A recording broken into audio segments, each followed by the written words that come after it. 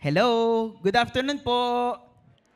Ayan, pakitapik naman yung katabi mo, pakisabihin mo, I'm glad that you're here. Ayan. So wala po si Pastor Rafi. Let's pray for Pastor Rafi po, no. Siya po ngayon right now ay nagmi-minister po sa CDO. Ayan, no, sa Cagayan de Oro po, no.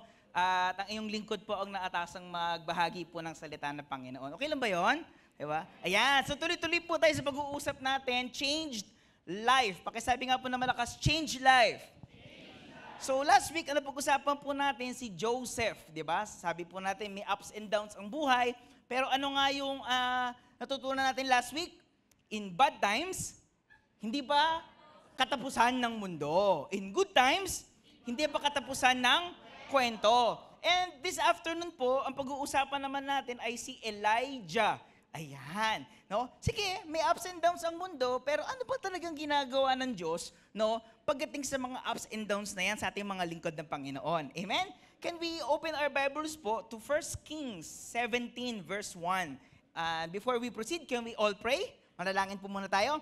Lord, thank you so much, Lord, for allowing us to be here. And Lord, open our eyes so that we may see what you want us to see. And Lord, open our ears so that we may hear what you want us to hear. Holy Spirit, have your way. In Jesus' name we pray. Amen and amen. All right, verse 1. Can we all read? Now, Elijah the Tishbite from Tishbe in Gilead said to Ahab, as the Lord, the God of Israel lives, whom I serve, there will be neither dew nor rain in the next few years except on my word. Ayan. So, bigyan ko lang po kayo ng context kung ano pong kaganapan dito sa binasa po natin, no? Kasi po, ang Northern Kingdom po ng Israel, no, ay nagkaroon po ng 19 na hari. Ilan po? 19. And for 200 years po, yung 19 na ito ay puro masasamang hari. Imagine po ninyo, no, for 19 years, hindi lang incompetent, kundi evil leaders, evil presidents, 'di ba? Evil prime minister sa panahon natin ngayon, no? Ito po yung struggle nila. At hindi po ordinaryo na evil kasi itong mga hari po ito, lalo na sa context po natin, no, na si Elijah po ang nariyan, si King Ahab po, tsaka yung asawa niya, ang pangalan ng asawa niya ay si Jezebel. Ayan. Sabi ng Bible po, no, si Jezebel na ang pinakamasamang babaeng naitala sa kasaysayan ng Biblia. Itong mag-asawang pong to ay tinutulak po nila na ang mga Israelita ay sumamba po sa Diyos-Diyosan. In particular po kay Baal, kay Asherat, no? So yan po yung nangyayari po sa panahon nila. At alam niyo po ba, no, na may times po, no, yung mga tao pupunta po sa temple, no? Ang tawag po nila doon ay Shrine of Prostitutes. No, pupunta yung mga tao po doon para makipagtalik lang sa mga prosti. Hello? Di ba? Yung mga magulang naman po, dumadating din po sa point na inaalay nila yung kanilang anak. Ang tawag po nila doon, worship. Hello mga kapatid. No? So nung panahon po na to ni Elijah, it's very dark, very chaotic, no? And dumating po sa punto na si God, nasabi niya, enough is enough. Tama na. Amen? No? And then, here we are with Elijah, no? At si Elijah po ang hinirang ng Panginoon para konfrontahin itong hari na to na si Ahab, no? So, simulan po natin sa pangalan muna ni Elijah. So, ano bang ibig sabihin ng pangalan ni Elijah? Si Elijah po, yung pangalan niya, actually, no, nagsisimula o ibig sabihin po ng pangalan niya, yung El ay mula sa salitang Elohim, ibig sabihin si God, yung I, my, di ba? At yung Jah, nagmula po yan sa Yah, okay, Yahweh. Diba? So, madaling sabi po, ang ibig sabihin po ng pangalang Elijah ay, the Lord is my God. No? Si Yahweh ang aking Diyos. So, imagine niyo pangalan pa lang ni Elijah, testimony na. Diba? Nung sa mga panahon na laganap ang idolatry, idol worship, no? Yung pangalan pa lang yan, naghuhumiyaw na ng katotohanan at nagsasabi na si Yahweh ang totoong Diyos.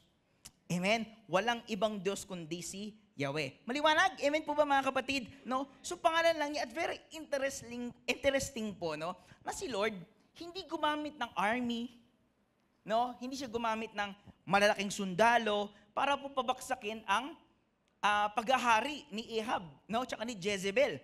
Interestingly, si God gumagamit ng individuals. Pansinin ninyo, di ba? Ito yung specialty Ito yung strategy ni Lord Di ba? Malay nyo, di ba? May mga estudyante po ba dito? Di ba? Ayan, daming estudyante. Malay nyo, no? Sa classroom ninyo, si Lord, grabe no? Isang tao manindigan sa tama, sa kung anong holiness and purity sa classroom. Di ba? Or malay nyo, tinatawag ka ng Panginoon na pumasok sa politika.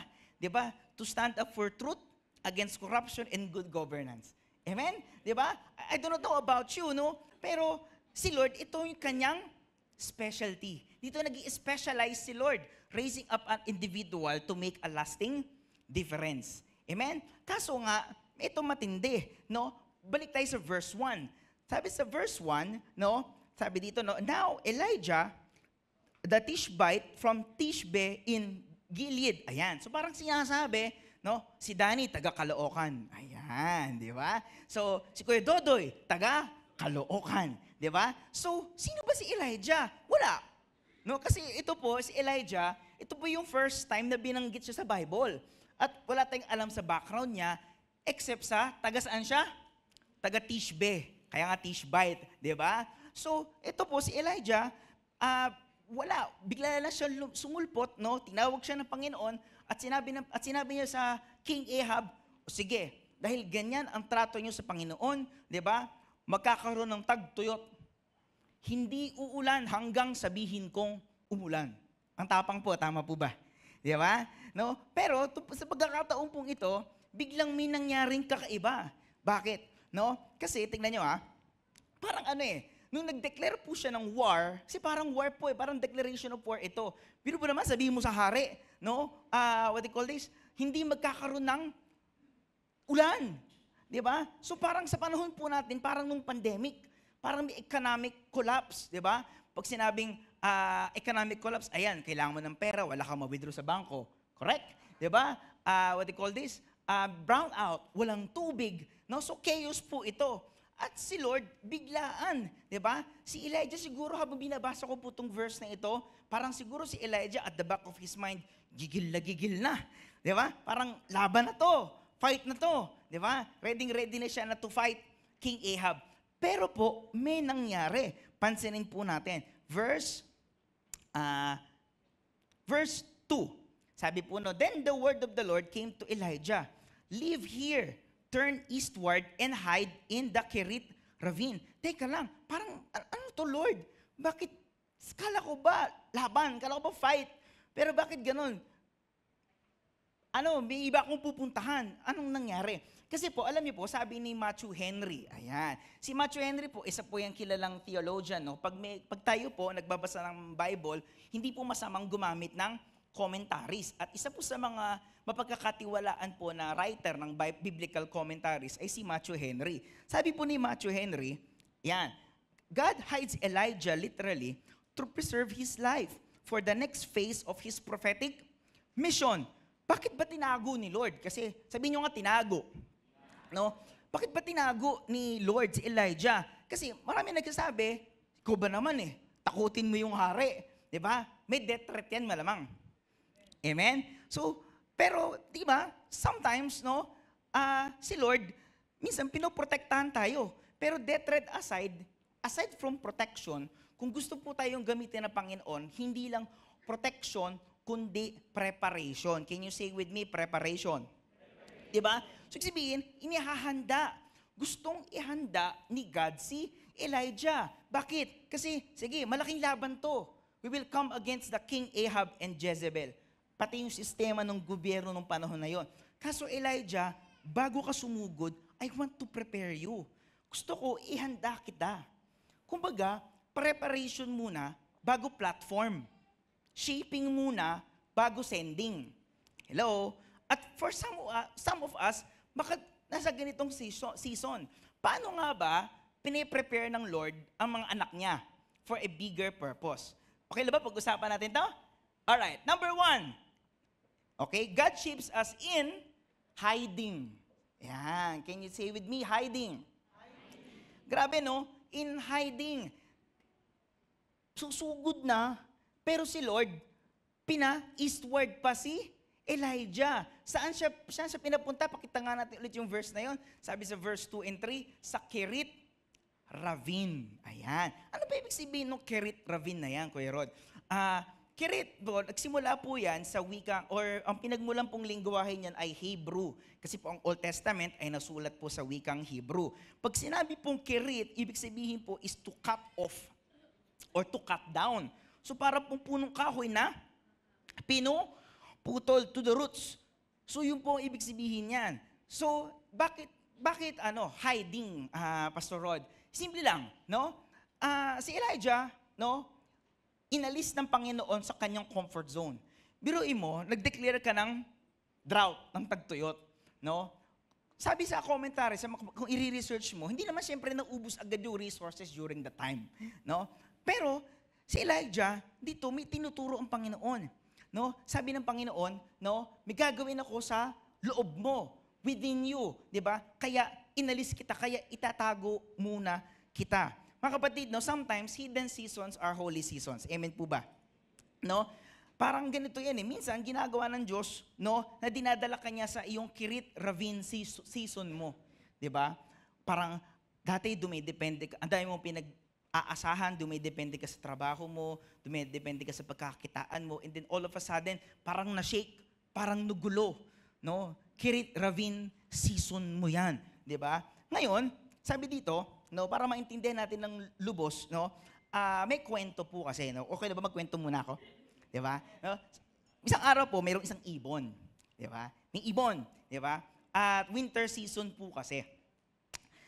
Tong ibon na to, syempre lumipad siya, at habang lumilipad siya, dahil nga magmamigrate siya, dahil nga malamig na. Tong ibon na to, biglang nanigas yung pakpak, no?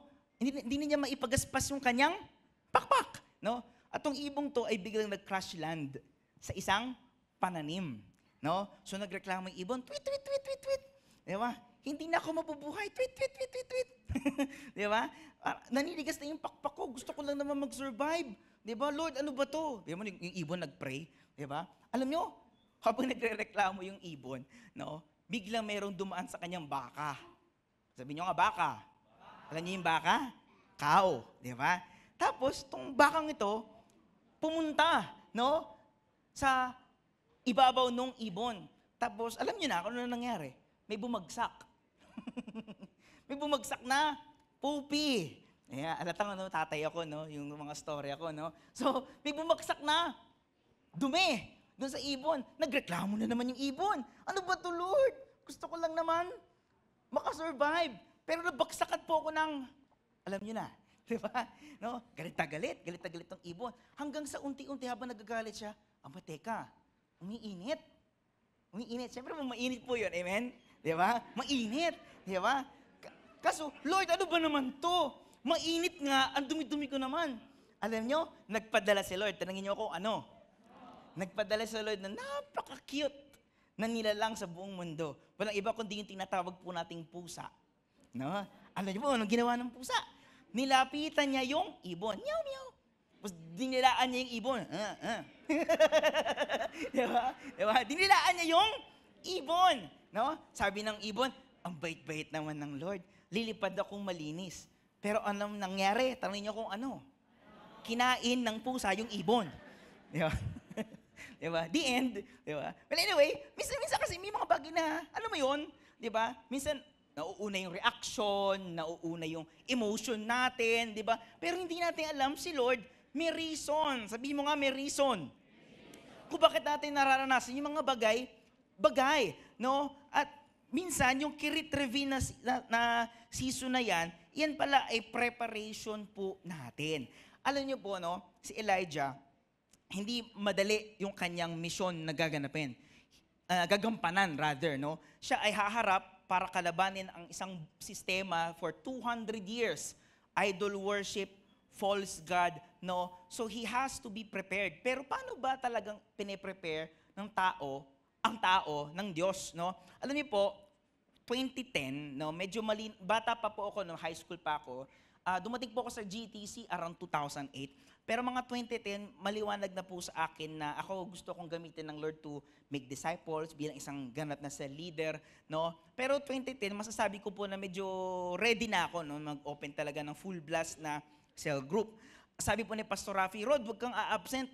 No? 2011, tandang-tanda ko pa yung tema ng conference. May mga umaattend ba dito ng conference? Diba? Meron. So makaka-relate kayo. Diba? Ang first speaker ay si Pastor Cesar. Hindi ko po makalimutan yung topic kasi sabi ni Pastor Cesar, siyempre Espanyol. Diba?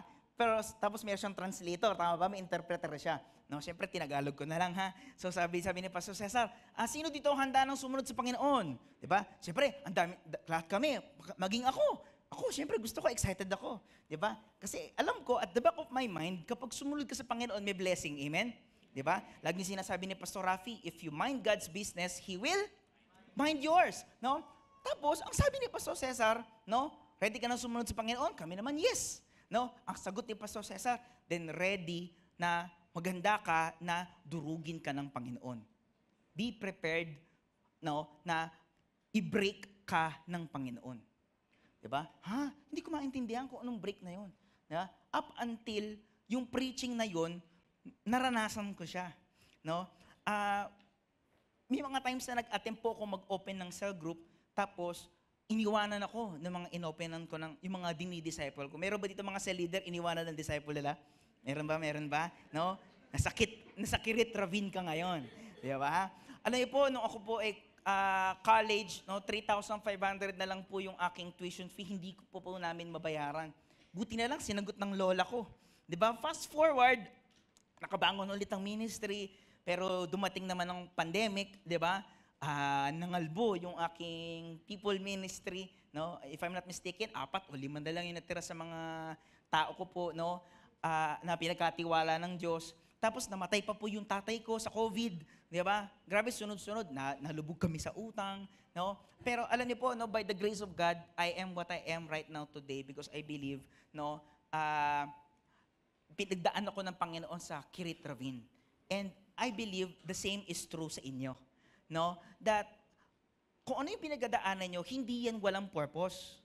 Amen? May dahilan ang Panginoon. Sometimes, painful. Sometimes, para kang pinipino. Para kang chinachop.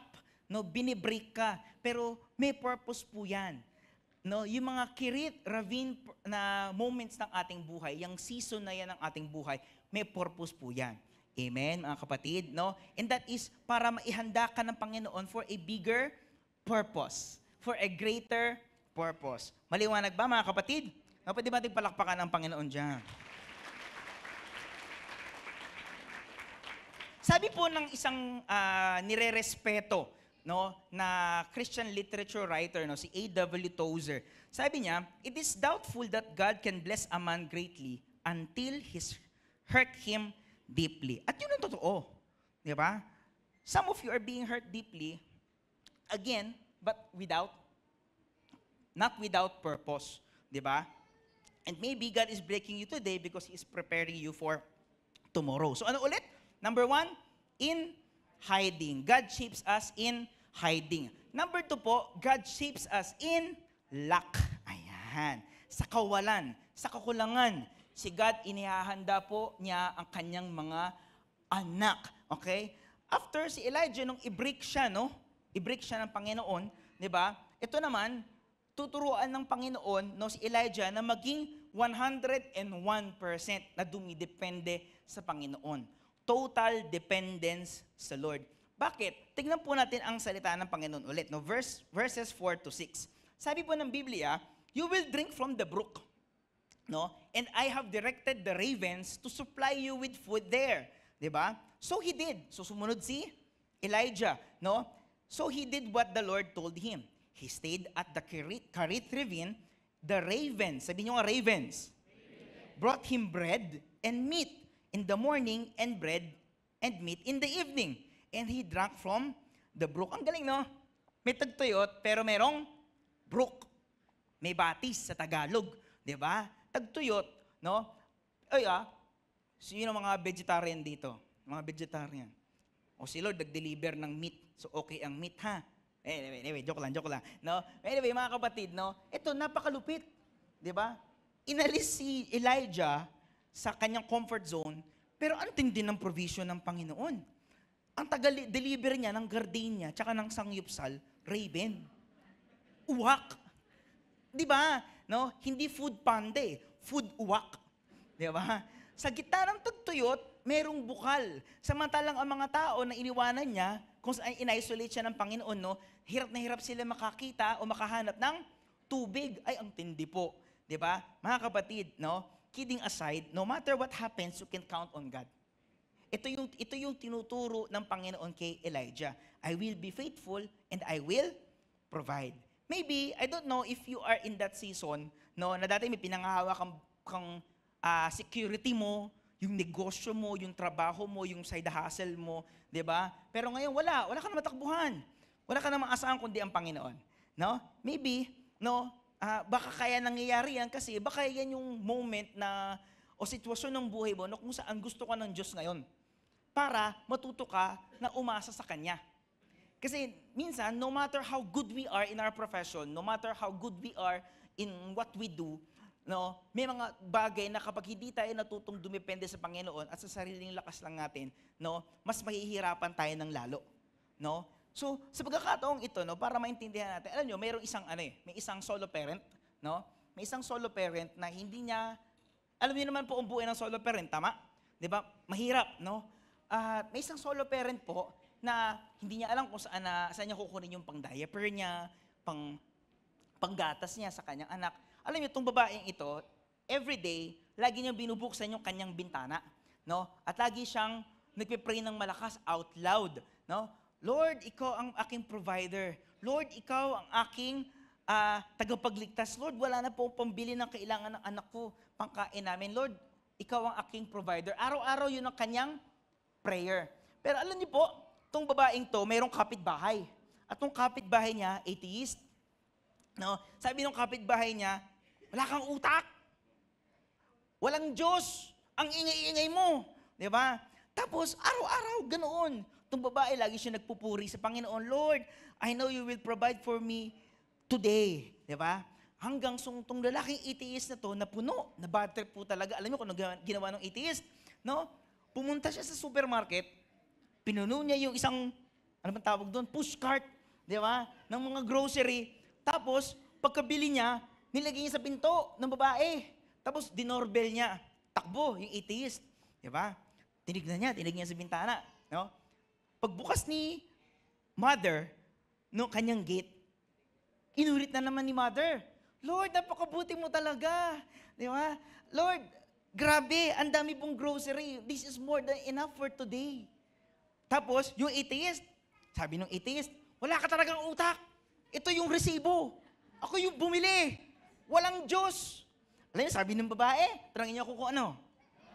Lord, napakabuti mong tunay. Kasi yung demonyo, pinagbayad mo nito. What I'm saying is, mga kapatid, no, ladies and gentlemen, no, si Lord, no, He is your provider. Amen? No, in lack, He is your provider. Grabe po, no, hindi ma-imagine ni Elijah, paano ko mabubuhay, Lord? Ito yung mission ko, yung mata ko, yung utak ko, yung kaluluwa ko, nakapokus ako sa paglaban kay Ahab. Tapos, Lord, U-turn mo ko, shift mo ko. Diba? Anong meron dito? Taggutom, tagtuyot. Diba? Tapos ito pala, para maiparanas kay Elijah how God provides. Amen? No? Mga kapatid, I do not know with you, no, kung ano po yung mga bagay na kailangan mo ng tulong ng Panginoon.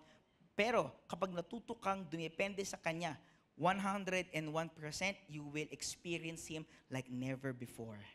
Amen? When you place your trust in the Lord, 101%, ibang encounter po yan, no? Baka malay mo, di ba? Totoong food panda yung pumunta sa'yo. Ay, hindi. Panda talaga, no? Ayan, di ba? So, mga kapatid, no? I don't know, takot ka ngayon, di ba? God can be your comforter for today. Amen? Di ba? Si Elijah, kung pansinin niyo, anong sabi ng verse? Pakabalik nga, Kuya Carl. Sabi sa verse 3, no? Umaga, ang dinadala sa kanya ng uwak, tinapay. Sa gabi, meat. Di ba? Pansinin niyo yung verse, si Lord, hindi binigyan si Elijah ng 1 month supply. Amen? Ano binigay ng Lord sa kanya? Kung ano lang yung kaya niya o kailangan niya for a day. No? Mga kapatid, baka minsan, si Lord, no, maaari, you're struggling no, kung paano ka magsusurvive for this month, pero magtiwala ka na si Lord, kaya niya mag-provide sa iyo on your particular day. Amen? No? Parang mag-isa ka ba ngayon? Si Lord ang kasama mo. Amen? No? Iniwanan ka ng mga kaibigan mo. Ang gustong sabihin ng Panginoon sa atin ngayon, I can be your friend for today. Amen? Hindi kayo okay ng asawa mo, I can be your partner for today. Amen ba, mga kapatid? No? So mga kapatid, konti na lang ang pera mo, I'll provide for you to survive the day. Amen ba, mga kapatid? No? Sometimes, no? Well, hindi talaga sometimes, no? Pero si Lord, madalas ganyan ang tinuturo po sa atin. Total dependence. Pagkasabi nga na malakas, total dependence. Si Lord ang iyong daily bread. Si Lord ang iyong daily meat.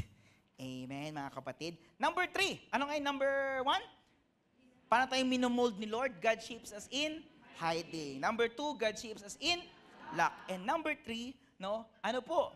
In obedience. Ayan. In obedience. Lalo na if it doesn't make sense. Di ba? Yung parang ginamitan mo na ng logic, pero, Di ba? Di ba? Paano? Tingnan nyo Sa verse 7 and 8, dito nagsimulang magbago yung storya. Di ba? Ano bang ginagawa ng Diyos? Di ba? Sabi sa verse 7, sometime later, sabi nyo nga, sometime later, no, the brook dried up because there had been no rain in the land. Then the word of the Lord came to him. Go at once to Zarephath of Sidon and stay there. No? So ngayon, ilagay po natin yung mga sarili natin dun sa paan ng propeta. Di ba? Parang, teka lang, Lord, no? For how many months? No? Happy ako sa supply ko ng gardenia at sangyup. May anli tubig pa ako. Di ba? Tapos, ngayon, Lord, tinuyo mo yung batis. Paano ako? Tapos, anong sabi? No? Pinapupunta mo ako sa Zarephath. No? Alam niyo mga kapatid, dito ang tinuturo ng Panginoon kay Elijah. Minsan, the same God who gives you water is also the same God who takes away your water. May mga gusto tayo sa buhay, amen? May mga desires po tayo. May mga dreams po tayo, amen? May mga goals po tayo. Pero minsan, si Lord, may mga gusto tayo, pero minsan, hindi niya agad binibigay. Amen, mga kapatid? No? What do I mean, no?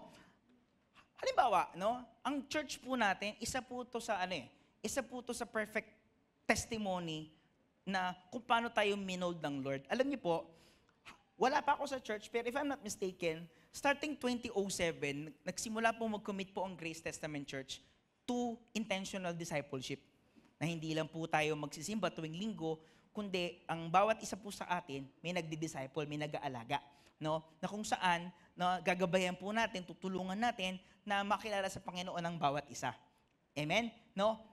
For the longest time, hanggang nung bagong Christian ako, ang panalangin ng church, no, ng mga leaders, ng mga pastors, Lord, give us a place wherein we can accommodate the multitudes. No? Tulad ng ginagawa mo sa iba, 'di ba? Yung iba may sariling sinihan, yung iba nakakabili ng lote. Tama? Tayo naman ng church natin may lote. Pero nung time po kasi namin, nung kami po bata-bata pa, parang ang tanda ko na. Di ba? Hindi po ganito ang church, hindi po ganito. As in, hindi po ganito ang church, maliit po, no? Eh Lord, paano yun? Nagpe-pray kami for multitudes, for people to come to know you. Pero we cannot accommodate them. Alam niyo po, i-check niyo po yung Facebook ng church, umaabot po kami noon dati ng 5 surveys. Imagine mo si Pastor Rafi, 5 times nagpipreach, at ang worship team 5 beses na umaawit, no? Pag-uwi siguro ni Pastor, wala na siyang laway. No? Pero grabe po, no? Fast forward. 2024, 2025, may plano pala si Lord. Kaya pala hindi binigay agad sa atin ng Panginoon yung ganitong facility.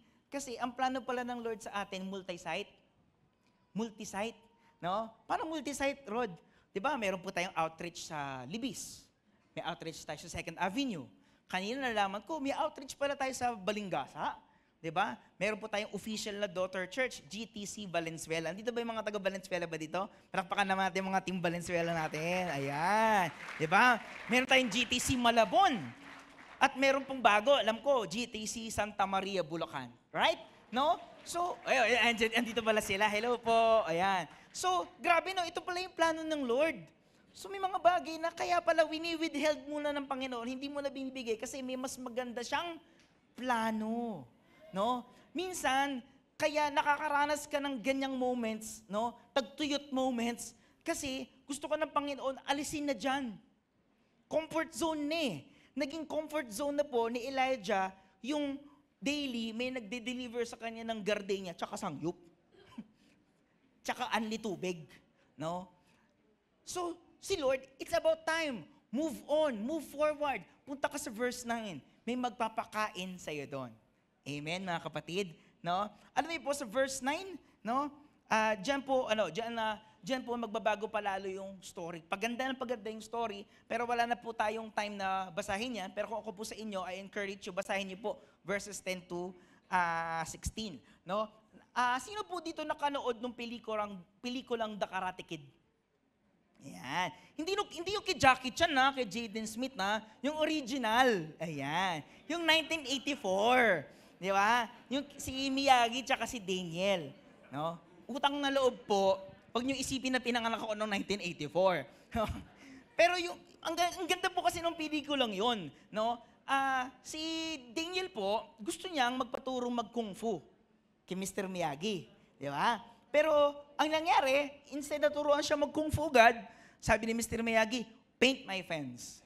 Pinturahan mo yung aking fence. Paano magpintura? Ganon. Di ba? Marunong ka na mag-paint ng fence. Hugasan mo naman yung kotse ko. Paano maghugas? Ganon. Hindi, ganito. Di ba? Na-imagine nyo ba? Di ba? Ano ba tawag dito? Maghugas ka na sa gamit pa mo. Ganyan. Sabi ni Daniel, ano to? May deal tayo. Di ba? Tuturuan mo kung kung fu. Sabi ni Mr. Miyagi, okay, marunong ka na mag-paint? Opo. Marunong ka na maghugas ng sasakyan? Opo. Maglampaso? Opo. Time to fight. Alam niyo po, kung mapaparad yung pelikula, no? Sumuntok si Mr. Miyagi. At ang ginawa po ni Daniel, ginanon. Diba? Pag suntok, ginanon ni Daniel. Isa bang suntok si Mr. Miyagi? Tapos sabi ni Mr. Miyagi, di ba? Siya! Di ba? Gumanon si Daniel. Yung pala yun.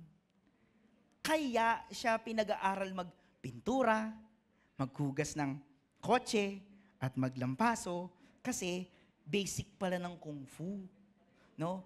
Minsan, may mga bagay si Lord na inaalaw kanyang pagdaanan mo kasi para maranasan mo yung yun pala moments. Tignan mo ngayong katabi mo, kaya pala. Kaya ka pala ganyan. Ay, hindi.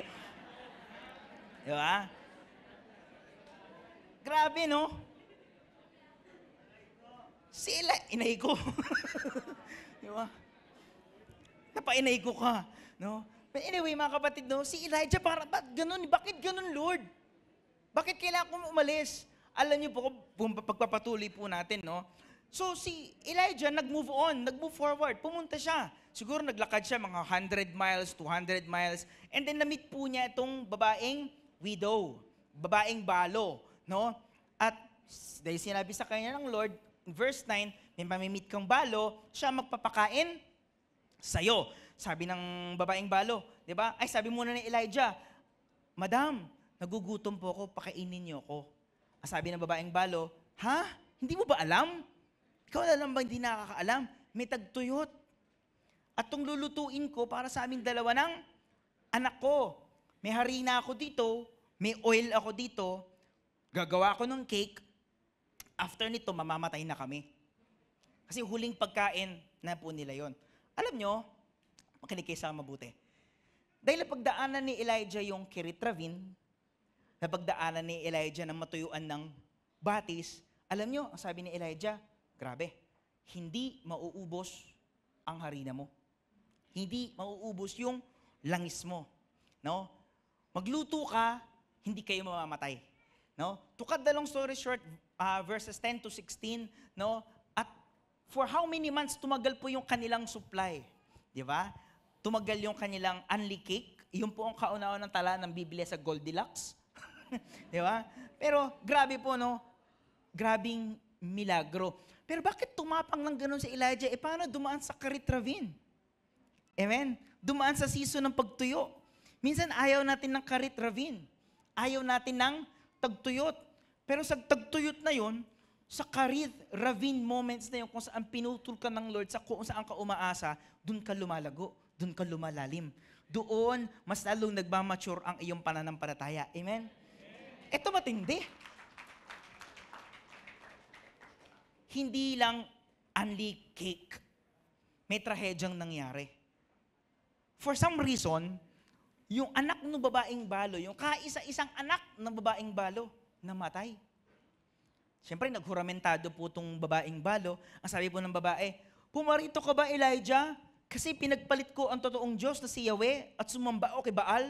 Andito ka ba para parusahan ako? Kasi namatay ang anak ko. Diba? Alam niyo po kung ano nangyari? Verse 19. Forward po tayo sa verse 19. Anong sabi ni Elijah? Give me your son. No? He took him from her arms, carried him to the upper room, where he was staying, and laid him on his bed. Next verse. Then he cried out to the Lord. Nagpray si Elijah. Lord, my God, have you brought tragedy even on this widow I am staying with by causing her son to die? No? Verse 21, then he stretched himself out on the boy 3 times and cried out to the Lord.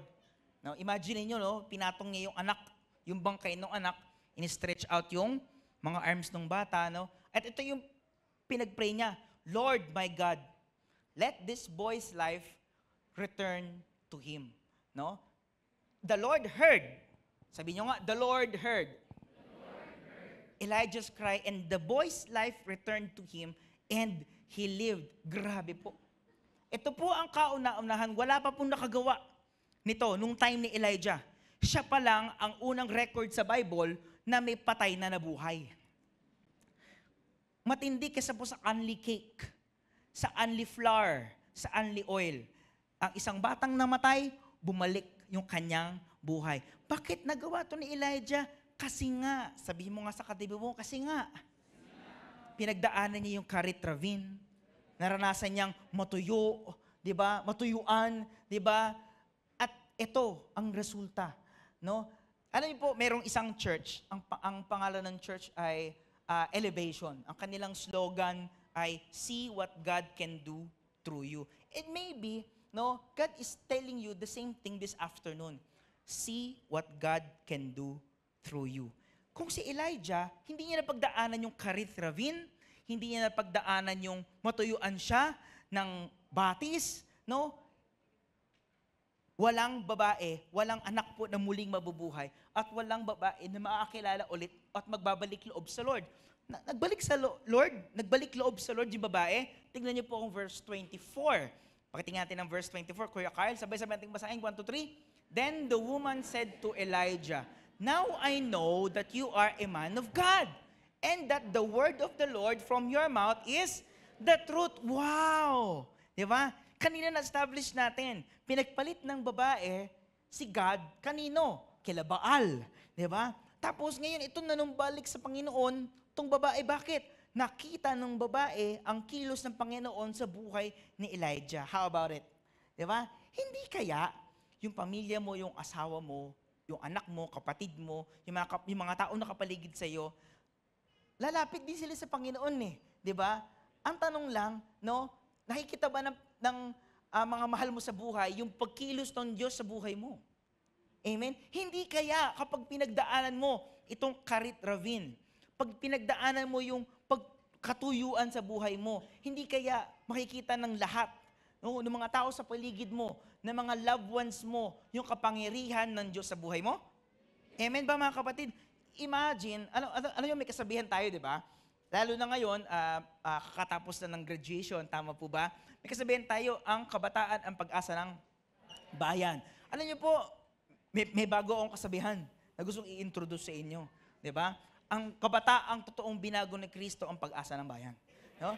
Imagine, how many young people, pag nasave po natin sa campus, no, magbabago ang bansa. Amen? Yung impact nun, iba po ang impact nun. If a person is truly transformed by the grace of God, ilang barangay po ang magbabago ang buhay. Amen? No? Hindi mo kailangan maging matalino.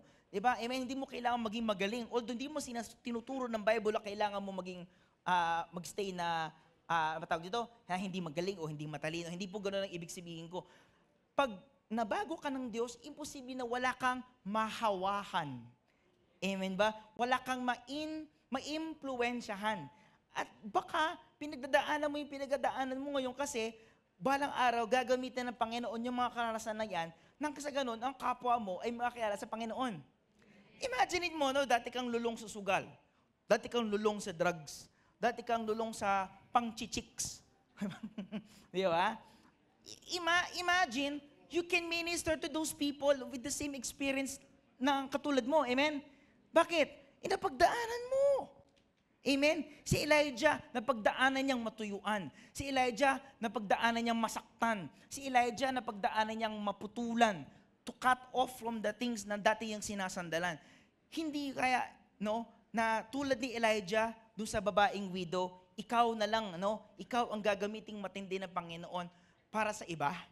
Amen po ba? God can do greater things through you. Amen. And sa Grace Testament Church po, no, sa GTC, ito po yung panalangin namin mga leaders po, no, na nawa, ang church po natin, hindi po makita ng mga tao na, ay, itong mga taga-GTC, taga-Caloocan yung mga yan. Mga Christian yan. Diba? Hindi tayo ipang dagdag religion lang ba? Diba? Kung di, ang GTC makita ng Panginoon, ay, itong mga taga-GTC, itong mga taga-Caloocan yan, mga Christian yan. Hindi mga perpekto yung mga yan, pero mga binago ng Panginoon yan, at sa Panginoon yung mga yan. Amen? Tulad ni Elijah, balikan nga natin kapatid yung verse 1. Sabi sa verse 1, taga saan si Elijah? Taga Tishbe. Amen? No? Grabe. No? Pero, ngayon, 23 verses later, ang identity ni na Elijah, hindi na yung pinanggalingan niya, kundi kanino siya galing. Amen? Let me repeat that. Si Lord gusto niya baguhin yung identity mo. From where you came from, to whom you came from. No? And mga kapatid, I don't know with you kung ano man yung pinagdaanan mo, hindi ko alam kung sino ka before, no? Pero naniniwala ko, tulad ni Elijah, may magandang plano ang Diyos sa buhay mo. And God can use you for His mighty purposes. God can use you for your family. God can use you for your community. God can use you kung saan ka tinanin ng Panginoon. Amen? Sino dito naniniwala hindi pa tapos ang Panginoon sa'yo? Alright, tumayo na po tayong lahat. Okay, recap po. No? Recap. Paano binabago ng Diyos ang isang tao? Number 1, in hiding. No? Ginagawa tayong humble ng Diyos. Number 2, in lack. Pinapatatag ng Panginoon yung ating tiwala sa Kanya. And number 3, in obedience. No? Nire-release ng Diyos yung Kanyang kapangyarihan. Alam niyo po, I don't know with you, but God knows kung saan ka ngayon. God knows your Kirit Ravin. No? Saan ka? No? Saan ka natutuyuan ngayon na eres ang buhay mo? Sa relationship ba? Sa nanay at tatay mo ba? Sa finances mo ba? Sa karir mo ba? Sa negosyo mo ba? Alam mo, God can see you. Amen? And God, no, hindi natutulog ang Diyos. No? Minsan baka matanong mo, nasaan si Lord sa pinagdadaanan kong to, sa hirap na pinagdadaanan kong to? No? Tulad ni Elijah, hindi nag-iisa si Elijah. Kasama mo ang Diyos sa pinagdadaanan mo. Amen? Hindi ko alam kung anong klaseng uwak ang ipapadala ng Diyos. No? Hindi ko alam kung anong klaseng batis ang ipapadala ng Diyos. Pero isa ang sure natin ngayong hapon na ito. God, no, allowed those things na mangyari sa iyo kasi may mas magandang plano po ang Diyos sa buhay ninyo. Amen? Manalangin po tayo. Lord, thank you, no? Because you allowed us, Panginoon, to experience these things so that we can grow, we can be deeply rooted to you, Panginoon. And Lord, I pray sa mga kapatid kong to, give them comfort, give them peace, Panginoon, na sa bawat difficulties or difficult situations, Panginoon, na pinagdadaanan nila, itawid mo po sila from difficult times to their destiny moments, Panginoon. That Lord, ibalik mo kami lahat sa aming mga purpose to love you and to love others. Lord, help us, Lord. Pwede ba, bigyan ko kayo ng ilang minuto, ilapit natin sa Panginoon kung ano po yung mga Kerith Ravine moments natin. Lord, kailangan ko ng tulong sa finances ko. Kailangan ko ng tulong, Lord, sa career ko, sa negosyo ko, sa pamilya ko, sa marriage ko. Lord, parang natutuyo yung aking marriage brook. Natutuyo yung aking business brook. Natutuyo, Lord, yung aking friendship brook. Lord, natutuyo yung aking academic brook. Lord, help me, Lord. Sustain me. Come on. Lapit tayo sa Panginoon. Pray and then magtiwala ka that the Lord hears you. Nakikinig ang Diyos sa'yo. Lord, nahihirapan ako. I don't know kung saan ako lulugar. Baka natutuyot yung identity brook mo. Lord, help me to identify with you. Hallelujah, Jesus.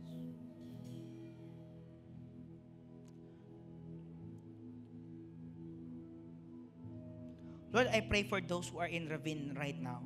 Nagpapasalamat kami kasi through these trials, you are perfecting and making us more like your Son, Jesus. Lord, bigyan mo kami ng perseverance para malampasan yung mga test, yung mga hamon, mga trials na ito. I pray na yung apoy na dumating sa amin, this will continue to ignite us. Yung pagmamahal namin sa inyo, hindi kami matuyo, Panginoon. No? And we will become more like you.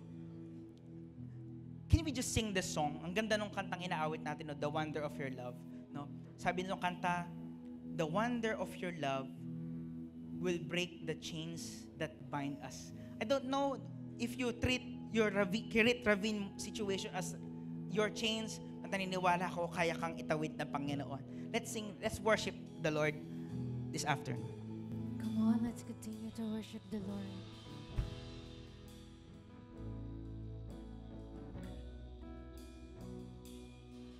You inhabit the praises of your people.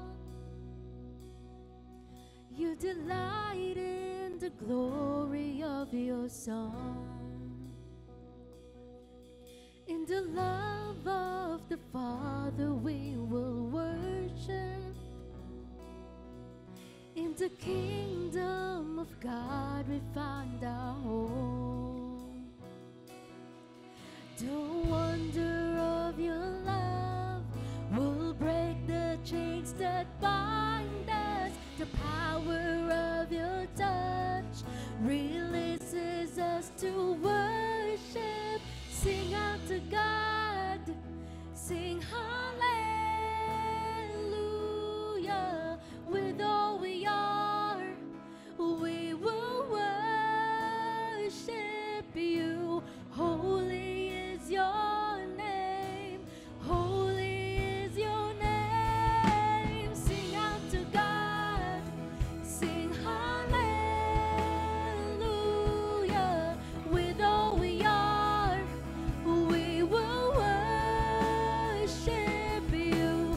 Holy is your name, holy is your name, oh God. And together we'll lift the name of Jesus. And together we'll sing of your great love. We will join with the angels to praise you. May our voices be pleasing to you, God. The wonder of your love will break the chains that bind us. The power of your touch releases us to worship. The wonder of your love will break the chains that bind us. The power of your touch releases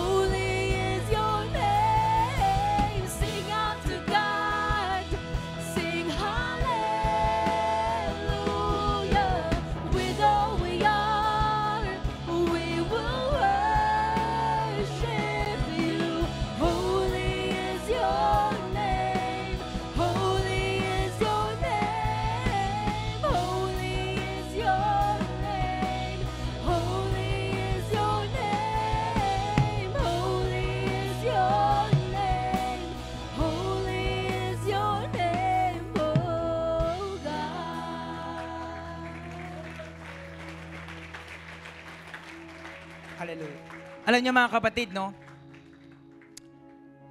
Dalawa ang calling natin sa Panginoon. Amen? Ilan? Ang unang calling po ng Panginoon sa atin is, number 1, to be with the King. Amen?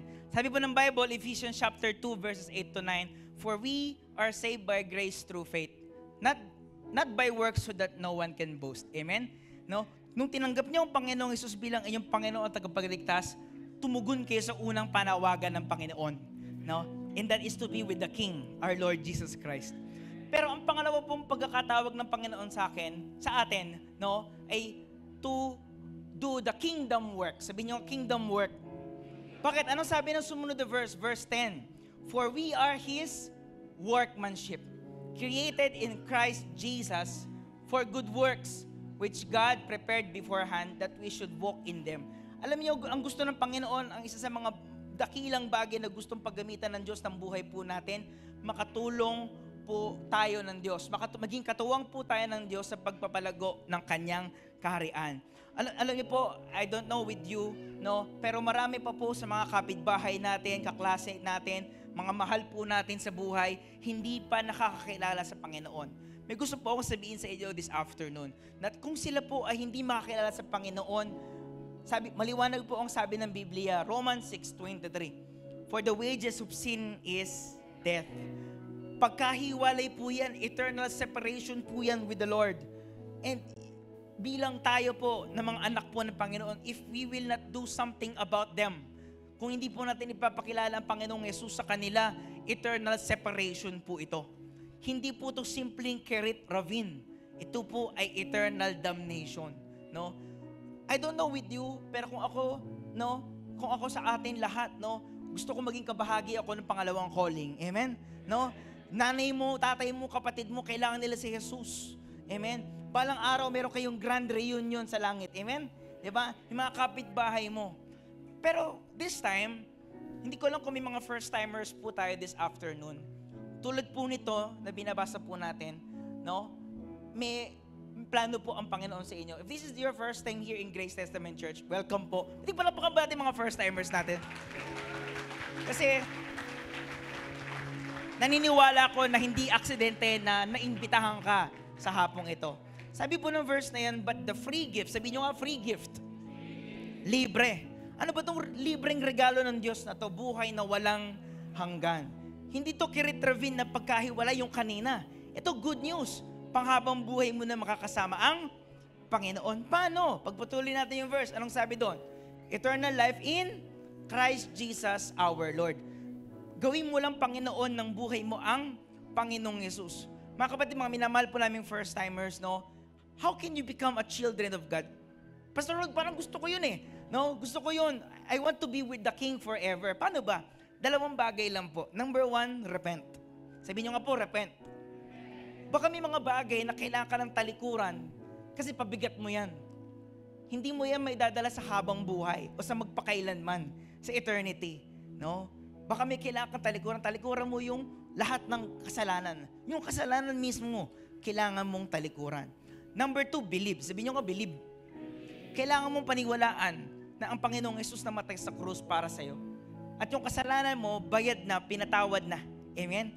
At kayang bayaran ng Panginoong Yesus lahat ng kasalanan mo. Amen? Paid in full. Amen ba mga kapatid? So if you're a first-timer this afternoon, can we pray for them? Can we pray for our first-timers? Maging kung nanonood ka ngayon online, no, gusto mong gawing Panginoon ng buhay mong Panginoong Jesus, can we just bow our heads and pray? We will help you, no, to start your new life with Jesus Christ. Can you repeat after me? Sabihin mo, Panginoong Jesus, humihingi ako ng tawad sa mga nagawa kong kasalanan. Lord, tinatalikuran ko mang ito. Lord Jesus, today, I decide to make you the Lord of my life. Ikaw na po ang masunod sa buhay ko. Hindi na po ako. Amen. If you pray that prayer, maniwala ka, anak ka na ng Panginoon, binago ko na ng Diyos. Amen. Pwede mong palakpakan po natin mga first-timer po natin. Welcome to the kingdom of God. Welcome, no, kapatid, welcome po, no? At naniniwala ko, tulad ni Elijah, may mas maganda pang bagay na gagawin ang Diyos sa buhay ninyo. Amen? Alright. No? So, ngayon po, let's close in prayer. Manalangin po tayo. Panginoon, thank you Lord for your word. Nawa Panginoon, hindi lang po ito narinig lang namin, hindi po dagdag kaalaman lamang, kundi Lord, I pray na lahat na napag-usapan namin ngayon, Panginoon, magbunga sa aming mga buhay. Mga kapatid, tanggapin natin ang basbas mula sa Diyos. Ang pag-ibig ng Diyos, ang biyaya ng Panginoong Hesukristo, at ang pagsama ng banal na Espiritu ay sa ating lahat, ngayon at magpakailanman. Amen at Amen.